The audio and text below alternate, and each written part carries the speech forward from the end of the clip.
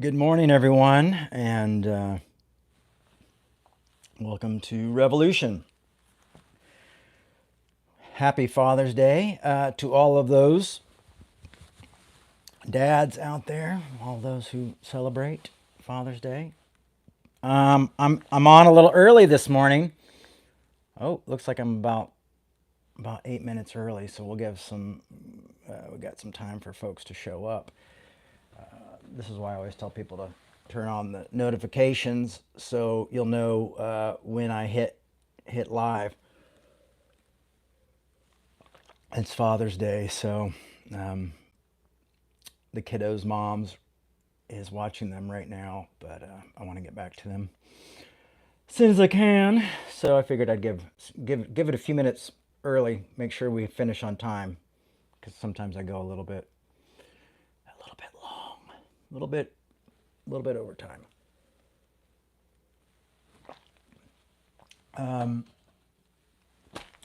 I guess first of all, I would just like to say, my prayers and my thoughts are with with Minnesota right now and my friends in Minneapolis. I don't know if you heard, but yesterday, 4 people were attacked. Politicians were shot, and their spouses. 2 passed away, and 2 are still in the hospital. And it was obviously a very misguided human being, politically driven. It sounds unfortunate, like he was a Christian, evangelical Christian as well. Um, so yeah, it seems really horrific what happened yesterday. So my prayers and thoughts are with their families and those folks, and with all of Minnesota right now. As you know, I was there for quite a few years, and I feel like I'll always carry Minnesota with me. Especially my mom was born and raised in Minnesota as well, and my parents met in Bible college in Minnesota. So it also, one of the reasons I talk a lot about Reformation and why the church needs to change, and really my whole message for most of my life on grace and these concepts have been because seeing how hateful people can become when they become religious, and how it can create this kind of strange magical thinking, where you think, that you have to be hateful in the name of religion, or that you're somehow God's soldier. And most of those things just aren't even biblical. But that's the dangers of bad theology, the dangers of being judgmental, the dangers of violence are all there. So it's important. It's important for us to continue to have tough conversations, continue to push love and grace, and remind folks of the value of that. People ask, why do you argue, with these, why do you give any time to these conservative evangelicals who seem to, tear you apart, or say such cruel things? But my hope is for change, to see people change, to see people grow, to stop not just physical violence, obviously, but spiritual violence, and it's violence of the words and violence of the hearts. And, words can obviously devastate a lot of people. It feels like a lot of my work has been trying to help people heal from those wounds. So there's that. I'm extremely tired today. I joined some of my friends down yesterday at the protests, the No King protest. I had different reasons for going. I think we all have different reasons because there's so many complicated things happening in the United States. Ended up marching, I think, about 4 miles, which is pretty far for a guy who doesn't walk very much. It was great to see the solidarity of folks there. And it felt like a lot of people are just worried about other people, and that was refreshing. And I think that's what we often, it's not about teams, it's not about being aligned with a particular political party. It's just when you see politicians continue to ignore the needs of human beings, people have to speak up and say what's right. And I feel like I've got a pretty good even keel on speaking up against both sides. I was recently doing an interview, and these pastors said, someone was talking about you the other day, and we were talking about how you can kind of like your work, and sometimes it's like you're the thorn in the flesh of the church, Jay. Like you kind of don't let any of us get away with anything, And it's not like, but as far as like political scapegoating and things like that, you seem to call people out equally, and I was like, well, okay, that's nice. I mean, I guess they also compared me to Jimmy Carter, which I'd have no idea why, but the thorn in the flesh thing was very interesting to hear, and you know, I'm not in the middle by any means. It's just I feel like we're called to love each other and treat each other well. And I think scapegoating can get really dangerous, and I think that's when it can get violent and it can get misguided when we vilify the other as completely evil, and we get into this type of binary thinking of good versus bad. And I think that's one of the reasons a lot of us left the church in the first place is, and are probably here today and turning into church online, is because of, good versus evil, black and white thinking. And that's just can get us into a lot of trouble. So, anyhow, welcome to Revolution. Here we are. It's 11 o'clock, the normal starting time. I did start a bit early. Hey, don't forget to like and subscribe. Once again, happy Father's Day to everybody out there, and hope it's a good day. I know for a lot of us, a lot of you who don't have fathers and things, it can be a tough day. I know Mother's Day is a tough one for me, but I hope you're good on yourself. Celebrate yourself and enjoy this day. And let's move on, because the world is in a strange place right now. So today, I started my new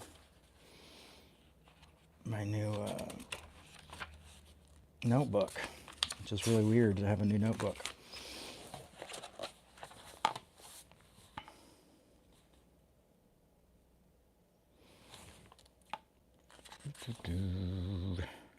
Just checking my notes, everybody.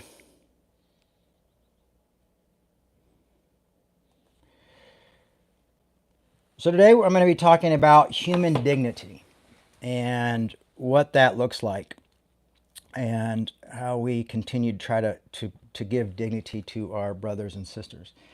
Particularly, I've been thinking a lot about our Latino and Latina brothers and sisters out there, and what they're going through with all these ICE raids, and it just seems so undignified, so horribly cruel, the way it's being done. I cannot, I know people voted for it, and I think this is not the way that it should be going. Violence is never the way. Police storming homes, and I watched a video yesterday of these children, these in foster care, being taken away from their families because they're immigrants and they're considered illegal, and watching these families be torn apart. And really, when we treat our children this way, it really is like crushing the soul of your country. When we care so little about children, and we may say we do, but I can't even mention free school lunches without people getting angry online. you know, not wanting kids to be able to eat lunches, you know, bombing countries and supporting wars where innocent children are being killed in thousands and dismembered and things like that. It's just heartbreaking. And watching my Latino and Latina brothers and sisters being torn apart and their families being torn apart, children being left home alone, going home and no parents there because their parents have been deported to God knows where, this is just doesn't seem right. This is definitely not the way of Christ, and it doesn't feel like the way of the United States. Unfortunately, though, we've been doing this for a long time. I mean, the ICE has been around for 12 years. The Democrats grew it; they didn't shrink it. So we could make this a partisan thing, but it's really a bipartisan thing that both people played cruelty roles. It's just we're seeing it now. People are paying more attention. It's been amped up, but either way, I think it's a cruel way to handle this situation and people who are legal. I think there's a better way to do it. I think there's a more compassionate way to deal with people, help people become citizens, keeping families together. And I think we need to have a conversation that reshapes how we think about the border and how we think about these folks. We just often just throw so many people away and go like, what about this one person who was killed, or this one, or these drug dealers, and then all these innocent families are torn apart. All these hardworking families are torn apart. And I think we're at a real place in our time in history and in our country where it's like the soul of who we are is being looked at and being told to make a question. And I felt like so many of us yesterday at the march were there for these reasons. We want to be more human. We want to be more graceful. We want to be more loving. We want to deal with people in a loving, graceful way. And hopefully we can work that out together. But let's look at these type of things. I wanted to look at Matthew 5:43 first off.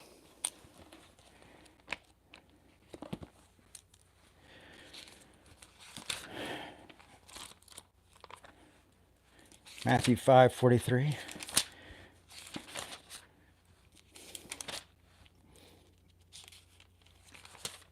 Do any of you get your Bibles out when you're watching? I'm just curious.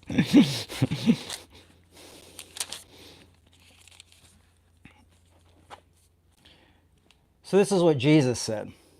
Jesus said, "You have heard that it was said, you shall love your neighbors and hate your enemies. But I say to you, love your enemies and pray for those who persecute you, so that you may be children of your Father in heaven.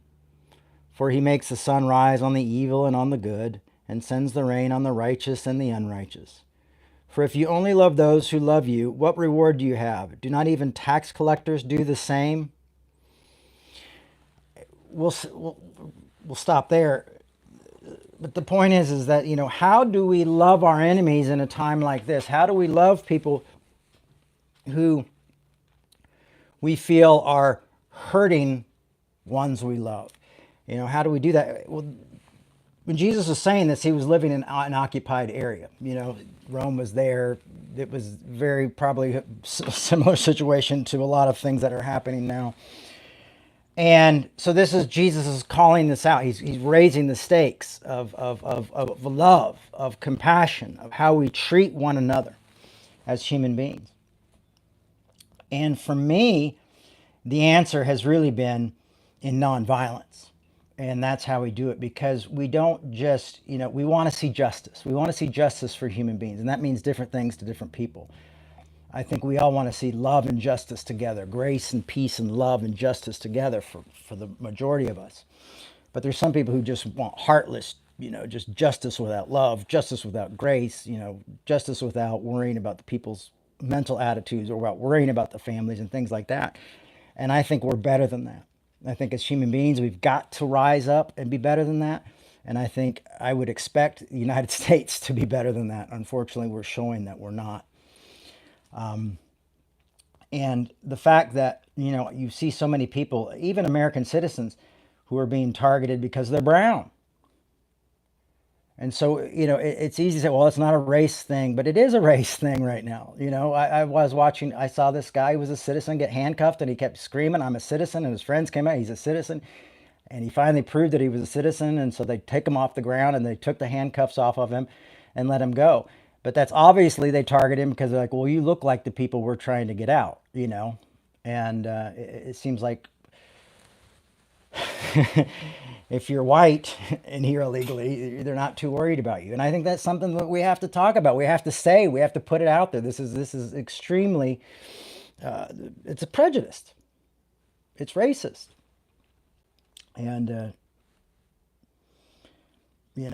anyhow, sorry, I'm exhausted. So I'm having a hard time focusing this morning, but I really wanted to talk with you all this morning because I felt like it was very important to talk about what was going on, especially after spending all that time yesterday with so many diverse people who want a better country, who want to see people who have health care, who want to see us be able to have affordable housing and things like that, and who want to see our all of our brothers and sisters in this country treated better, treated well. I can hear my critics now, and I'm just going to turn them off right now. And, I'm sure there'll be somebody who wants to type things. Oh, don't forget to like and subscribe. That helps us get into the whatever, the computer and get us all to the places we need to be. And if you turn on your notifications, you'll get, if I start 10 minutes early or whenever I post little videos through the week, you want to, if you want to see those will also, you'll be notified when I post those. What I'm going to read from today is a portion of a letter from a Birmingham jail. In the past, we've gone through the whole book, and we may do that this year as well, but I was listening to it on audio tape, and there was just a certain section that really stuck out to me that I wanted to share with you all today. So we're going to go through just a small section of the letter. I think it's one of the most important things ever written. I really wish if there was a biblical canon today, I would say I think we should throw that into the into it. Hey, maybe it could replace the pastoral epistles. It's probably as long as all three of those put together. It's interesting how this book was written because it was literally written in jail, and originally it was written I was reading a book about it, and he was writing on everything like sandwich paper, toilet paper, and he was putting it all together and sending it back to his office. And his secretary was trying to write it all out, and then they would smuggle it back into him during the visiting, and then he would, oh, this goes here, this goes there, rewrite it. And I remember they're talking and then we would just throw all that stuff away once we had it together. It's like, could you imagine having like a hamburger wrapper with part of the Birmingham jail letter on it? Anyhow, I digress. And a lot of this is why I say this today is because, you're seeing like military style and police raids happening all over this country. In some areas, it does seem a bit partisan. I'm not going to lie. I can't just pretend to, I'm not trying to scapegoat, but I'm also not going to pretend that that's not happening. For these human beings, for these people, for our Latino and Latina brothers and sisters, and also for our Palestinian brothers and sisters who are in college and going to school here who are being taken away. And it's being done in a very violent way. And I am here to pitch nonviolence. I'm here to pitch nonviolence for us to react to these people who are still acting violently towards us. And I think there's got to be at least a nonviolent way to approach this whole system. And I would expect our country to act that way, but they treat everyone as though they're a gang member or a drug dealer or a threat, and without human dignity. Very sad to me. Of course, there are other things we're worried about as well. Healthcare in this country, poverty. I mean, 60% of Americans can't afford basic needs right now. We're in the richest country in the world. We've got a lot of issues, and that's why I want to talk about nonviolence.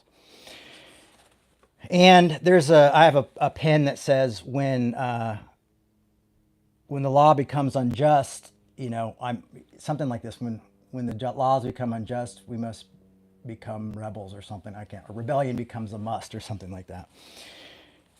But this is from Martin Luther King's letter from a Birmingham jail. This is a portion of that. He starts out with, I'm going to start here. We can never forget that everything Hitler did in Germany was legal. Now, let me make it clear. I hate when we go call everybody Nazis and things like that. And anytime we don't like anybody, we call them Nazis. I think that's a bit much.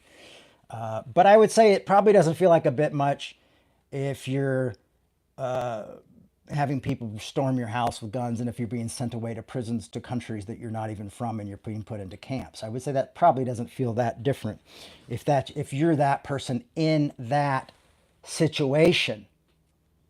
It probably doesn't feel that different. And I think having empathy for the least of these is very vital. It's very easiest to just go look at the news and go, oh, don't jump to conclusions. And then we're not obviously at that Nazi, we're not putting people in ovens and things like that, obviously. So I think sometimes we need to be careful how we use our language. But it's still horror what's happening right now. But this is Dr. King making a point on unjust laws. He said, we can never forget that everything Hitler did in Germany was legal, and everything the Hungarian freedom fighters did in Hungary was illegal.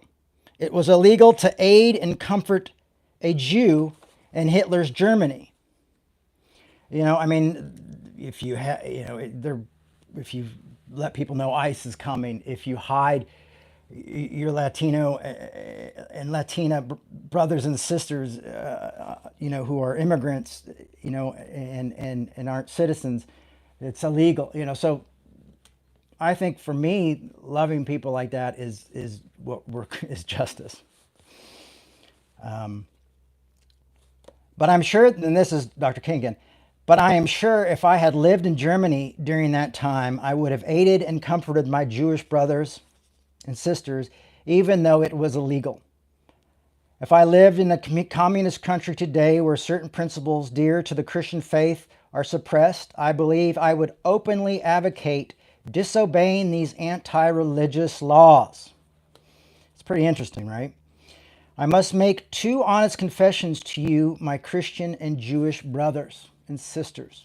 First, I must confess that over the last few years, I have been gravely disappointed with the white moderate.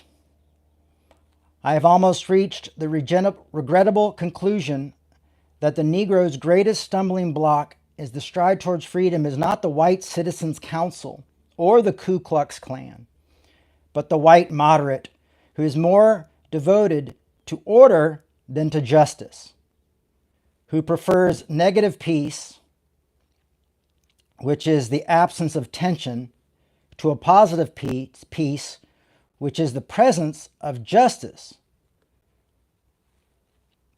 who constantly say, I agree with your goal you seek, but I can't agree with your methods of direct action.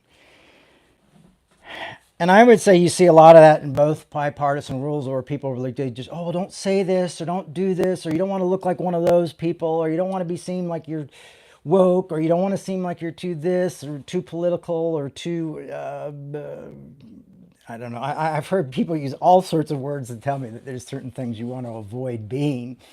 Oh, don't be too moral, don't be too this, you're getting caught up in that and all that stuff. You spent too much time on Instagram. But if it's making me more of a compassionate person to worry about humanity and to worry about the least of these and to worry about those who are being treated in inhumane ways and not being given humane dignity, then I'm all for it. We have to speak out. It's just sometimes we often vilify the other who are doing this. And then what I love about nonviolence is it doesn't look to defeat the people. It looks to defeat the idea. It doesn't make the people the enemy. It doesn't try to destroy a person. It doesn't try to to find a person and defeat them. It wants to defeat the idea. It wants to convert. It wants to win over. It wants to restore friendship with those people. It wants to educate others. I recently had a friend like, oh, what do you think you're going to make a difference between peaceful dialogue and, all this stuff? I had a conversation with somebody. I just made a post on something, someone reminded everybody to use nonviolence. And I was like, that's great. And I talked about Northern Ireland. And then, I mentioned somebody, one of the people who was disagreeing with me, to check out the letter from a Birmingham jail. And this was a leftist, but this was a leftist who supported violence. And they go, oh, well, you're just one of those moderates that King was talking about. And I was like, I'm suggesting we use radical nonviolence, that we take action. And I said, I've never thought I would come to a point where someone used Dr. King's writings to call me a moderate because I refuse to take up arms, because I refuse to try to defeat my enemy. But that's where we're at. And I think that's another reason why it's so important to talk about nonviolence. Yesterday at the protest, there was one of those guys, the repent, God is coming, whatever, one of the kind of Southern Baptist, everyone's going to hell guys with a huge sign. And everybody was, a lot of people were doing great. They were blocking his sign and stuff like this. But at one point, somebody came up and just like pushed him down on the ground, just poof, down on the ground. He was going, and luckily everybody was focused on nonviolence and helped him back up and stuff. But this one guy was just ready to just start kicking. And I was just thinking, like, what if all these people joined in and just started beating the hell out of this guy? How horrific would this be? And, but that point is that there's that element of people on the left who feel like violence is the only answer. That violence, we've come to a point where this no longer peaceful negotiation, that Dr. King stuff is outdated and behind us. I even saw some of my friends post something recently about like, the Voting Rights Act and the Civil Rights Act, and how when they was passed, they're like, yeah, but they forget it was after King was killed and everybody rioted for days. And I'm going like, and got violent. And I'm going like, so I'm like, that's exactly what Dr. King wouldn't want to have seen happen, is the violence. And so for me, I'm always saying, like, I don't want to see this happen. I don't want to see us become violent. I don't want us to just become, I don't want to see a civil war take place in the United States.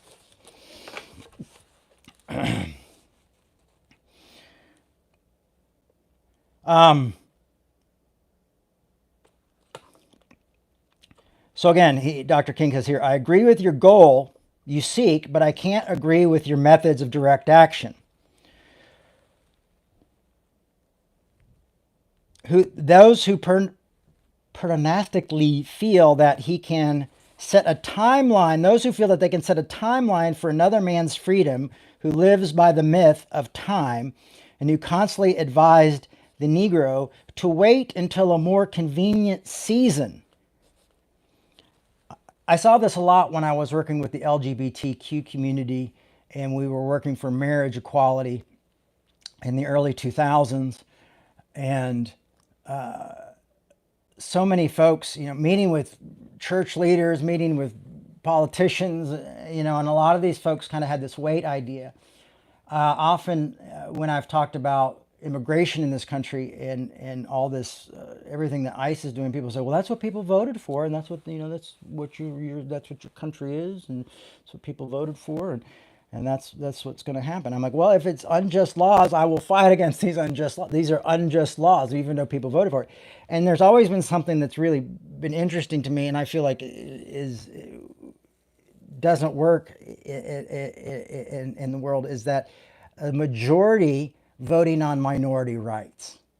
We've got to put things in to our our way of living that doesn't allow the majority to, so often the majority will, well, it's not my problem, so I don't need to worry about these things. It's not. So when the majority goes like, well, do we need gay marriage or not? You've got mostly straight people going like, well, it doesn't really affect me. And then you've got a lot of Christians having their pastors being like, the world's going to go to hell if the gays get married, which is bizarre and ridiculous. And obviously it's happened, and look at the world. Well, it's a weird place, but it's not because of gay marriage. Um, you know, and so when we live in a world where I don't think that that's the answer is a majority deciding what happens to the minority, right? Um, Shallow understanding from people of goodwill is more frustrating than absolute misunderstanding from people of ill will. Lukewarm acceptance is much more bewildering than outright rejection. And so we see so much of that. I mean, that's why yesterday I was like, I got to march. I asked my ex-wife to watch the kids. I said, I got to go down. This is just on my heart. I feel like I got to be with the people. We got to go out there and we got to do this. And that's not much. I mean, but when my LGBTQ brothers and sisters, when I marched with them and when I stood up for them and when we protested all sorts of different places and we did direct action, it was because I can't be silent. I can't be quiet. This is injustice. These people deserve human dignity. We all deserve human dignity in this world. And so you'll often see me talking anti-war, anti-violence, anti-this, and it's not because I'm some like person who loves politics. I'd rather not be dealing with politics. But the fact is we're in a place and time where we must speak out. We must let our voices be heard. We must do these things to stand up for the dignity of our human brothers and sisters in this world. And the theys and thems, as my son always says, and my daughter always says, and they're just angels, my kids. I know I'm a parent and I say that, but they're really cool. I mean, they can be a little bit rambunctious, yeah, I'm not gonna lie, but they have really good hearts. Is what I'm saying. I had hoped that the white moderate would understand that the law and order exists for the purpose of establishing justice, and that when they fail to do this, they become dangerously structured dams that block the flow of social progress. And I really struggle with this. I really struggle with seeing people who remain silent, people who just ignore the troubles and don't say anything about the suffering of other humans. It's really tough for me. I have to just be like, you know what? I don't know what's going on in their life. I don't know what they're doing. I don't know what their focus is, but it is often I want to, and I may have done that a little bit too harshly back in my really rebel rousing days in the early 2000s with the LGBTQ folks. Cause I had this hashtag back when it was Twitter. It was, "Are you gay affirming?" And I was sending letters and tweets to every pastor and every person I knew, trying to get them to come out and be affirming, especially the ones that I knew that were quietly affirming but weren't speaking out publicly. And man, I had a lot of arguments with their friends and their their congregations. And strangely enough, a lot of those people are affirming today and still don't talk to me. So it's tough when you're try to encourage people to do the right thing, and then when they do the right thing, they sometimes I think it's hard for them to talk to people who encourage them to do that because they feel that I don't know what they feel honestly. Um,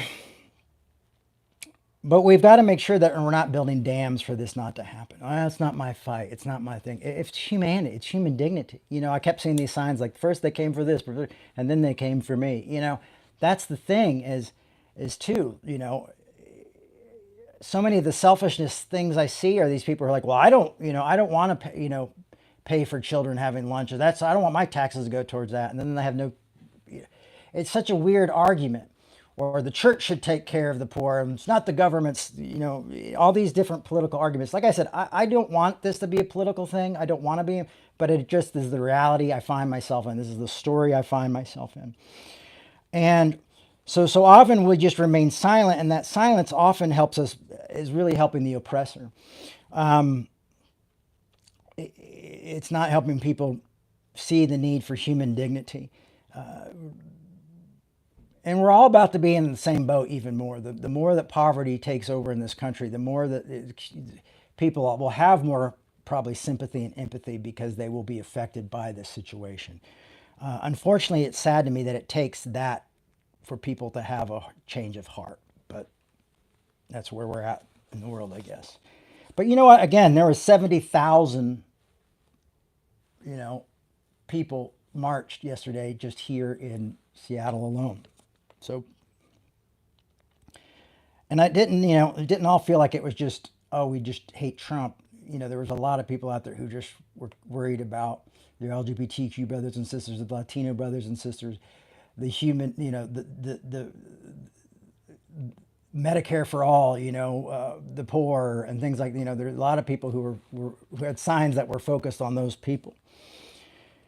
I had hoped that the white moderates would understand the presence of tension of the South and merely a necessary phase of the tension from an obnoxious negative piece where the Negro passively accepted his unjust plight to a substance-filled positive piece where all men will respect the dignity and worth of human personality.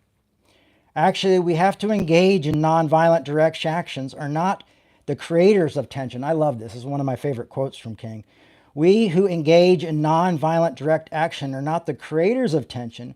We merely bring to the surface the hidden tension that is already alive. People will accuse you when you do nonviolent work and when you do this, engage in this type of work, direct action, especially, because then they won't meet with you. A lot of these churches we would go, they wouldn't meet with us, and so we would do direct action and call the press, and it felt really uncomfortable. Everybody's like, you're creating such tension, but what you realize is the tension's already there. How many of those places we went and we had members of the staff and different things when I was working with Soul Force who came up and quietly were like, we're so glad you're here, because it's been really tough. I mean, the tension's there. We're just bringing it to the surface and causing it to need to be confronted. And that's really what you hope with direct action. We bring it out in the open where it can be seen and dealt with. I mean, that's the concept. Let's deal with this. And right now, every day we're seeing our Latino and Latina brothers and sisters, our Palestinian students, and different things treated without human dignity. And it's there on the surface, but are we talking about it? Are we doing it in a constructive way? Are we speaking out in a way that needs to be done? Are we doing more than just posting about it? Are we making the change we want to see in this world? Now, this is his example. Like a boil that can never be cured as long as it is covered up. It's covered up, but it must be opened with all of its pus flowing ugliness and to the natural medications of the air and light. Injustice must likewise be exposed with all the tension it exposes, it creates to the light of human consciousness and the air of national openness before it can be cured. And I do feel like we're coming to a point in this country and other countries with everything that's happening right now. And I see it happening slowly, but I really do believe something's happening. I do believe the human conscious is moving. I do believe that this opened air of seeing all this stuff, even social media, people are starting to grow tired. Even some of my more very militant conservative friends seem to have gotten very quiet on some of these issues, realizing like, okay, this is not something that I want to stand for. Even though I'm politically this is not part of what I want in my life and in my country and I want to see human dignity. And silence is a big step for some of these folks, because some of these folks were actually being, allies for this type of treatment. And now they're going like, oh, okay, it's time to have a different look. It's time to think about this differently the more people see it. People are like, well, why do you share all that bad news in your stories and things like that? It's because we need to see it. We need to understand what's happening. We need to be talking about this stuff. It's unfortunate, that this is the way it has to be, and this is the way people see things. But these conversations are worth having, because I do think it does change people. In your Dr. King is talking about a letter that he got from these liberal white middle class liberal folks saying, calm down, don't cause so much tension, wait. And that's what he's confronting here. He goes, in your statement, you asserted that our actions, even though peaceful, must be condemned because they precipitate violence. because violence is coming from the police, because violence is coming from the, you know what I mean? It's like crazy. Like they're saying, well, yeah, but it causes trouble. Even though you guys are being peaceful, you're causing, you know, the police to put dogs on you and arrest you and, you know, and beat you. You know, I mean, they just want peace over justice is what they're saying. Too many people want that. And I think the reason they want that is because they don't want to have to face the ugliness of that boil, the ugliness of that nasty boil pussing out and all this stuff. They don't want to be part of the healing. They just want to act as though it doesn't happen and just try to live their life. And I can say it's understandable when we live in a world where everything is, you know, tough. You can't barely see your doctors without worrying about going bankrupt.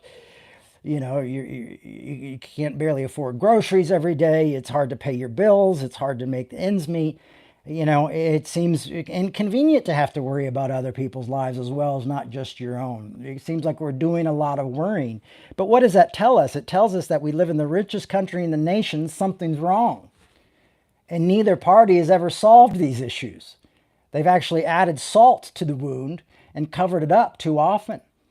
I mean, why did we not see this, even though Obama did more, as much as this, of taking people and you know,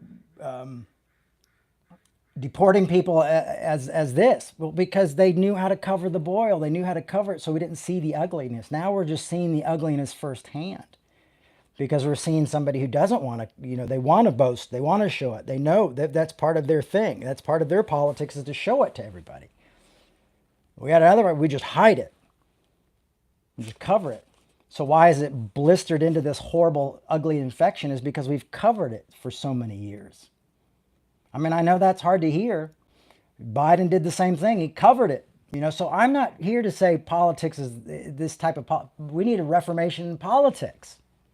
We need a reformation in the church. We need great amounts of change. And I'm saying I believe love and justice and direct action, I believe is the answer for us to move forward as human beings to cause the concern for human dignity for all people, even those we don't agree with. That's why I really love the peace process. It took 30 years, but the peace process, the Good Friday Agreement that John Hume helped bring about in Northern Ireland.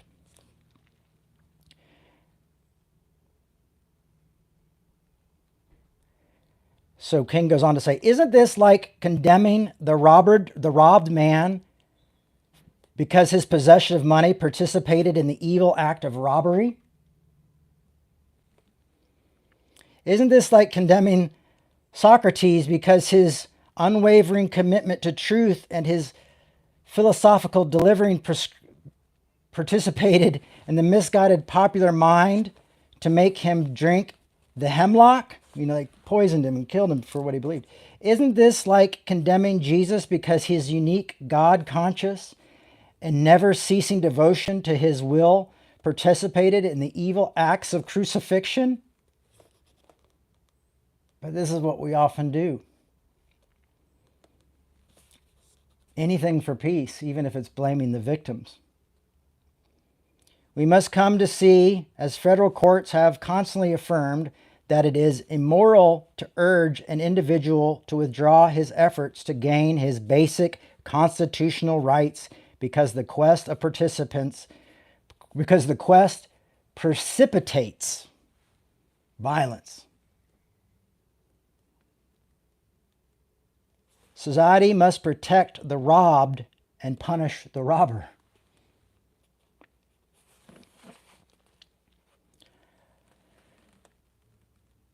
I had also hoped that the white moderate would reject the myth of time. I received a letter this morning from a white brother in Texas which said, all Christians know that the colored people will receive equal rights eventually. But is it possible that you are too great of a religious hurry? It has taken Christianity almost 2,000 years to accomplish what it has. The teachings of Christ take time to come to earth. All that is said here grows out of a tragic misconception of time.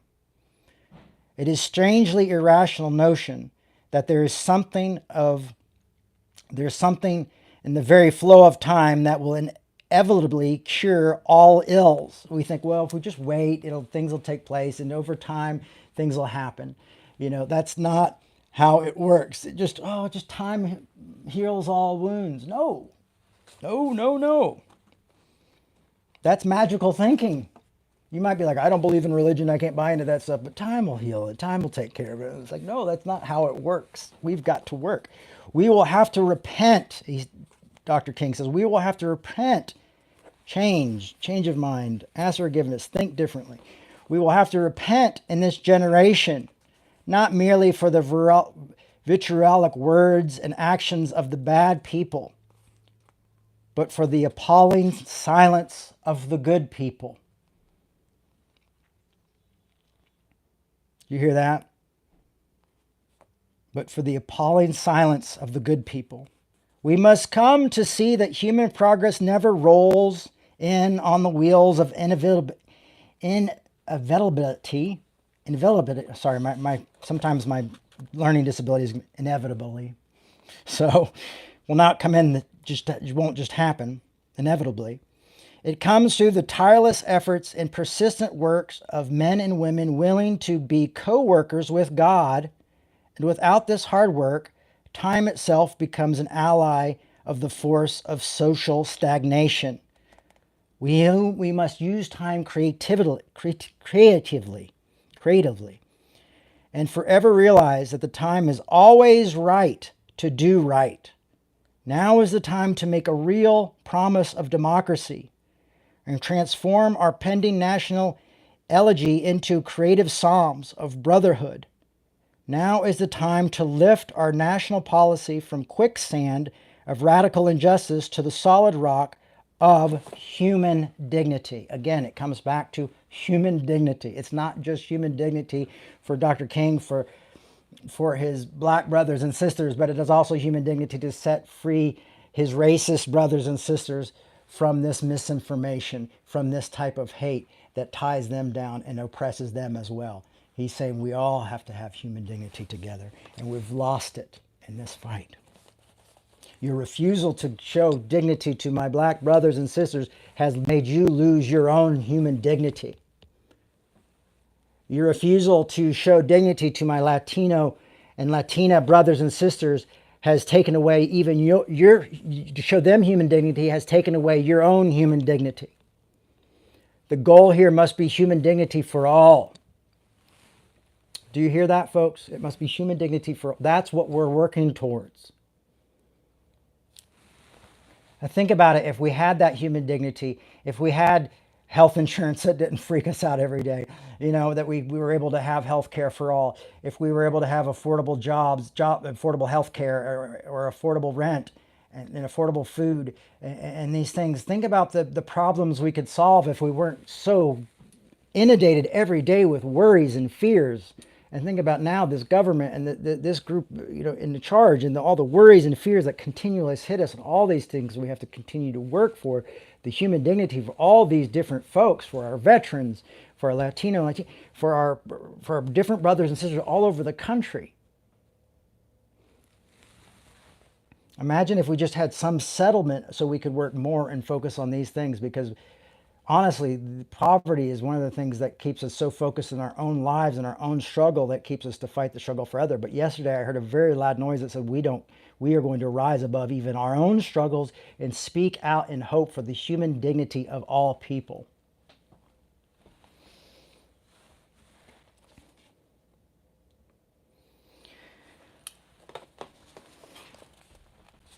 And I know I'm reading this book like I'm reading the Bible, but I think it's the Birmingham jail letter is worthy of that. But remember, this is all like, how do I explain Matthew 5:43? How do I explain how do we really love our enemies?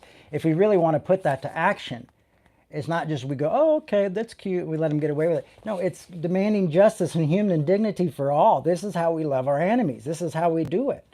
This is the work we must put in. You spoke of our activities in Birmingham as extreme. At first, I was rather disappointed that fellow clergymen would see my non-violent efforts as those of extremists. I started thinking about the fact that I stand in the middle of two opposing forces in the Negro community. One is a force of compliancy made up of Negroes who, as a result of long years of oppression, have been so completely drained of self-respect and a sense of somebodyness that they have adjusted to segregation. And how many of us feel like we've been robbed of that somebodyness? So many of us have feel like we've just been so beat and desensitized over time that we've been robbed of that somebodyness. That they have adjusted to segregation. And a few Negroes in the middle class who become of a degree of academics and economic security. Often economic security will keep us from loving others as well.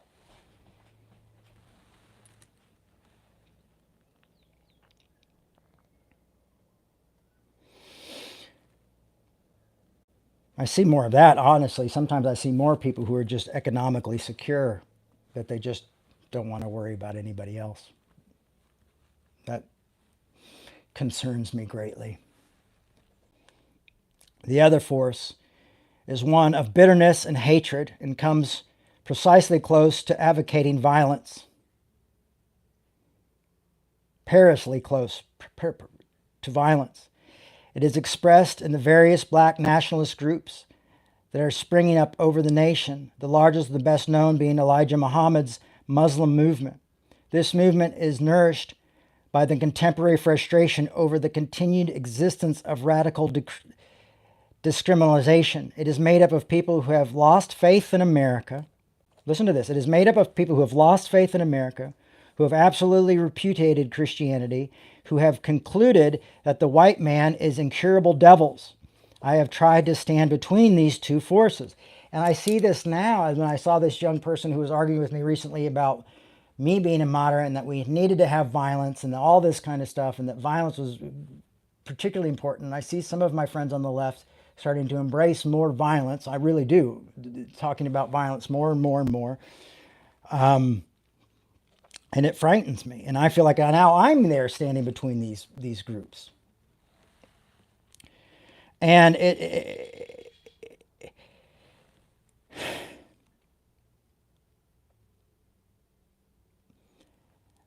and they see the enemy as the devil. They see anyone who's some of the folks on the left, anybody who's a Republican, anybody who's a MAGA, are completely evil. They've just decided they are evil and they are not worthy of being alive. They don't deserve human dignity if they're not going to give us human dignity. So often I hear people say, well, I can't talk to somebody who doesn't recognize my humanity.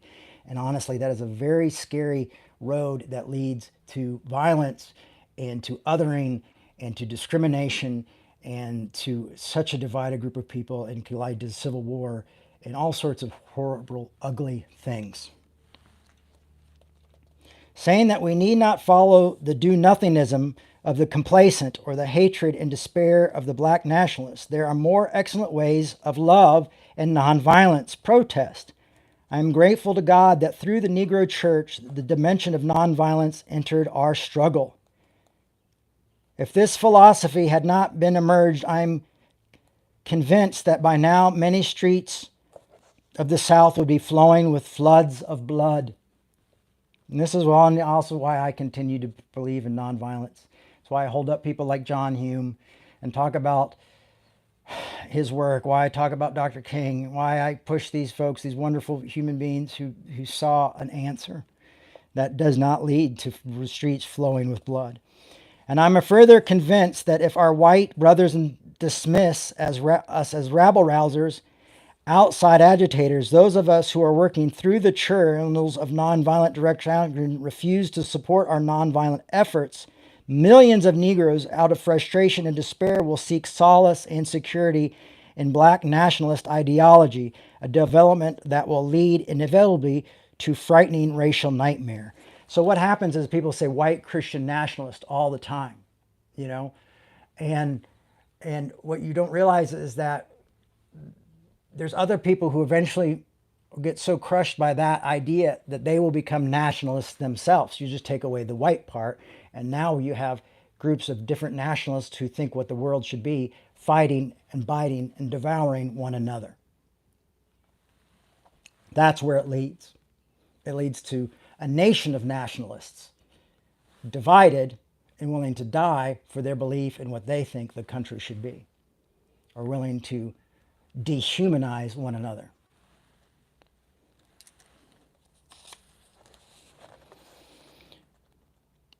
Oppressed people cannot remain oppressed forever. The urge for freedom will eventually come, and I think a lot of us are feeling just that in this country right now. This is what happened to the American Negro. Something within him has reminded him of his birthright of freedom. Something without has reminded him that he can gain it. Consciously and unconsciously, he has been swept in by what the Germans call Zeitgeist, and with his black brothers in Africa and his brothers and yellow brothers in Asia and South America and the Caribbean, is moving with a sense of cosmic urgency towards the promised land of racial justice, recognizing the vile urges that has engulfed the Negro community. One should readily understand public demonstrations. The Negro has many pent-up resentments and latent frustrations. He has to get them out. So let him march sometime. Let him have prayer pilgrimages into the city hall. One of my favorite pastors was just arrested in the city hall. Understand why we must have sit-ins and freedom rides. If his repressed emotions do not come out in these nonviolent ways, they will come out in anonymous expressions of violence. This is not a threat. It is a fact of history. So I have not said to my people, get rid of your discontent, but I have tried to say this normal, healthy discontent can be channeled through the creative outlet of nonviolent direct action. Now this approach is being dismissed as extremist.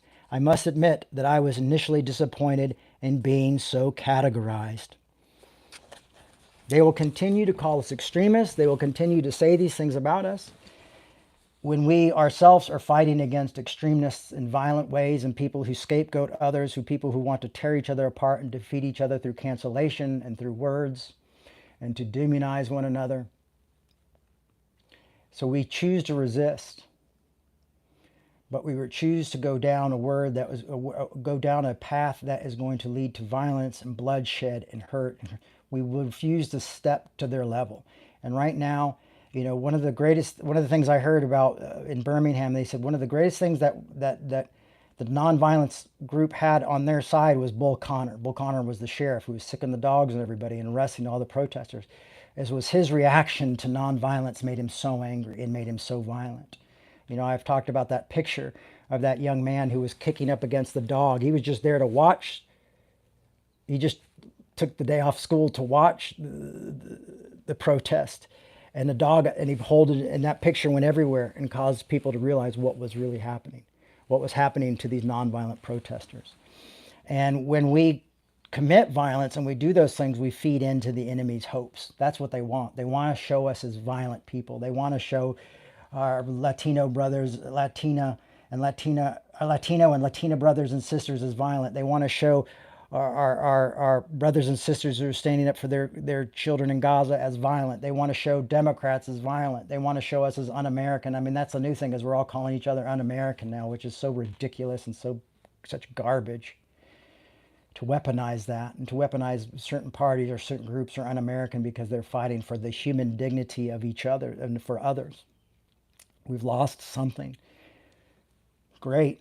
Now I'm going to end with this, is because, I'd rather be not arguing about health care and poverty and civil rights for my friends and loved ones and for my Latino and Latina brothers and sisters and for my immigrant brothers and sisters and for all these folks who are suffering, and now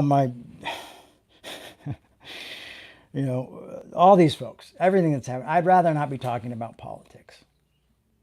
I'd much rather be talking to you about grace and theology and philosophy and psychology and biblical scholarship and how that you are accepted by that which is greater than yourself. But my conscience will not allow me to remain silent at this point in time with the troubles that we see everywhere. And so we must conquer this. And to believe me, this is so much part of the reformation of the church today, and a greater reformation in this country today, that we must have. And yes, I mean, as they just posted that, this is grace. This is what happens with grace, is that you get so focused and so graceful and so acceptance of grace. You feel this grace so much. You've realized that now that you don't have to be perfect, you can be good. That goodness that you feel does not allow your consciously will not allow you to remain silent when you see the suffering of others. Even if those others have nothing to do with you, even if those aren't in your neighborhood or aren't down the street. So I hope we'll all go to the mountaintops, that we'll all do these marches, that we'll all do nonviolence resistance.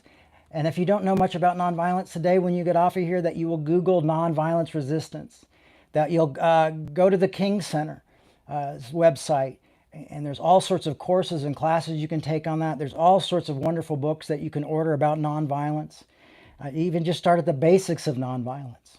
I recommend following Bernice King on social media and following the King Center on social media, because I believe that these folks, not perfect by any means, but they have given us such an amazing roadmap to go forward and to deal with conflict in a graceful, loving way that truly loves its enemy and sees the potential of its enemy having human dignity as well and no longer being an enemy, and sees the hope of restoration and sees a hope for,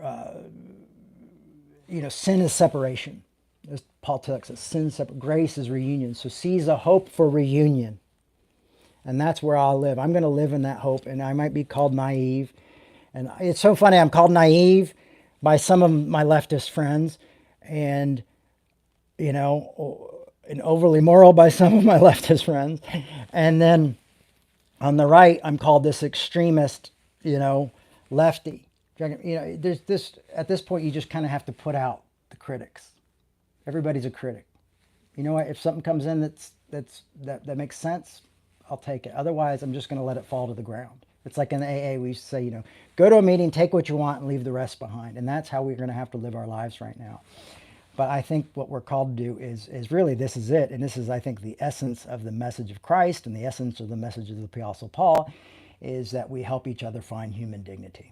Even James in the Bible, when he said, faith without works is dead. And he said, don't walk by a hungry person and tell them to eat well, and a cold person to tell them to stay warm. You help them. You bring human dignity to those people. And that is the call of us as fellow human beings.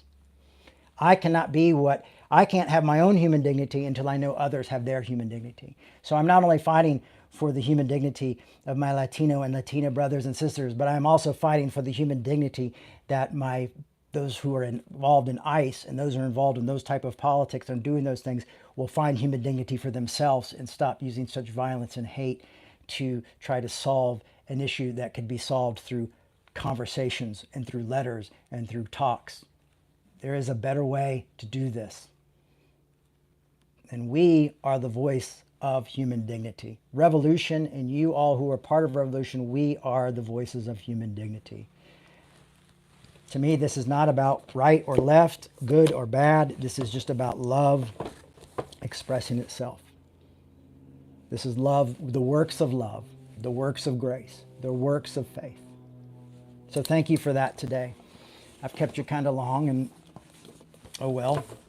You can always come back and listen to it later if you want.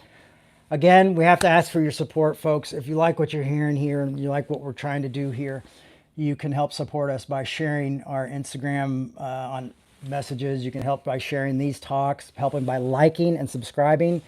Put on your notifications. That helps a lot. Sharing this stuff on your own Facebook things, letting people know that we're here, inviting people to check out services. They're available here. They're available on all the podcasts, wherever you listen to podcasts, by sharing that. And the biggest way right now you can help is by making a financial donation. You can go to revolutionchurch.com and make a tax-deductible donation. We are 501c3 and help support this work. Another reason I'm so tired is I just finished up my after-school program, which has been really incredible working with the kids because it's summer, so I won't be doing that. But hopefully next year, school year, I'll be doing it again. I've been doing after-school programs for two and a half hours during the week, and I'm hopefully going to be doing more of that next year. But also this week I've been doing some just basic labor stuff, painting and helping prep for paint and construction and things. And I've been able to do a few hours every day this week. And so I'm a bit exhausted there. It's a bit harder to do this work when you're also doing manual labor work during the week. But I'm grateful to have it to help me pay the bills and help us get further in this. But Revolution really can't survive and stay focused without your financial support. And I know everybody's having a rough time, and we'd much rather have you than your finances. But if there's a miracle out there that some of you are doing well and doing good, and you're able to have a little extra to help support our work, you can do that by going to revolutionchurch.com. Honestly, we are living on about 50% of our yearly budget, which is already super low. We need to be raising about $4,000 a month, and we're raising maybe about $2,000 a month. And we have bills that we have to pay, and people who do our finances and things like that to make sure everything is above board. And we're really running on a minimum budget, and to be run on a half of that is nearly impossible. So if you love our work, and that's another reason we just want to bring more people in, is so we can change more people, get more people excited about helping the others find human dignity, but also to help support this work so we can get the message out there even more. I mean, it's just this cycle that would really help us continue to do this work and do more of it, which I want to do. And we can only do it with your support that way and through letting others know and your financial support. So that's, once again, you can do that at revolutionchurch.com. Thank you all so much. Once again, happy Father's Day to all of you. And love each other, hug each other's necks, and try to figure out how to help human dignity for everyone this week. And we'll see you next week. Check in. I'll be posting videos through the week and giving you updates. Love you guys. Thank you so much. Bye-bye.